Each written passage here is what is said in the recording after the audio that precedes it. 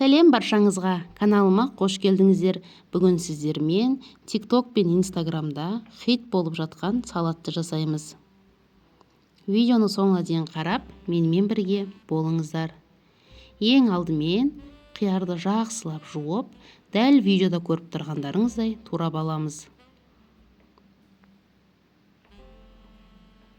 Осылай кейбіреулері ірі қып турайды, кейбіреулері жіңішке етіп турайды. Осындай салафан пакетке туралған қиярымызды саламыз. Үккіштен өткізіп, сәбізімізді саламыз. Пиязымызды, чеснокты жақсылап майдалап тураймыз. Қалауыңызға қарай көк пияз, кез келген көк шөпті қолдансаңыздар болады. Менде кинза. Майдалап турап аламыз.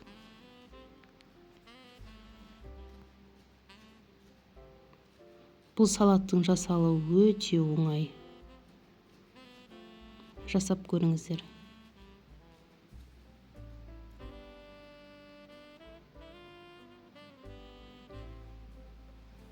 Барлығын біріктіреміз. Қазір сол салафан пакетімізге салатын боламыз. Мінекей барлығын саламыз.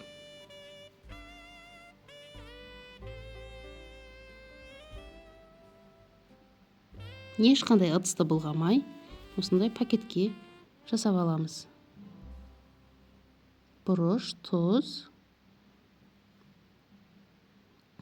дәмдеуіштер өзіңіздің қалауыңызша, және соя тұздығы. Мен сұйық майды кішкене қыздырып алдым. Бір ас қасықтай. Жақсылап араластырамыз. Тоңазытқышқа жарты сағатқа қойып қоямыз.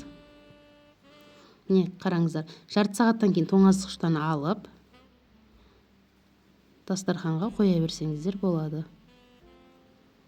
Дәмі өте керемет. Ешқандай ыдысты былғамайсыздар. Қараңыздар, түрі де өте тәбет ашарлықтай. Оңай жасап көріңіздер. Сіздермен болған Эльмира. Келесі видеоларда кездескенше.